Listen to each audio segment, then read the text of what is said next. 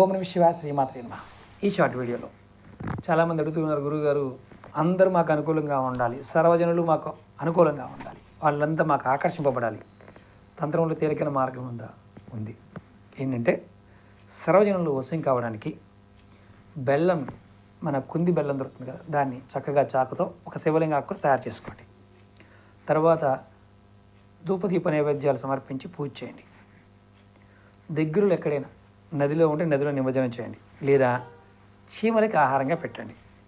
ఇలా మీరు చేస్తూ ఉంటే మీకు చుట్టూ ఉన్నవారు సర్వజనులందరూ కూడా మీకు ఆకర్షితులవుతారు. వశీకరణానికి ఇదొక మార్గం. వశీకరణం అంటే అందరూ మనకు అనుకూలంగా మలుచుకోవడానికి ఇది ఉపయోగపడుతుంది. ఇంట్లో ఉన్నవారు, ఆడవారు, మగవారు అందరూ చేయవచ్చు. ప్రయత్నించండి. అలాగే మీకు ఈ వీడియో నచ్చినట్టు లైక్ చేయండి, ఛానల్ సబ్స్క్రైబ్ చేసుకోండి, పక్కనే ఉన్న గంట సింబల్ని యాక్టివేట్ చేసుకొని ఈ వీడియోని 10 మంది మిత్రులకి షేర్ చేయండి.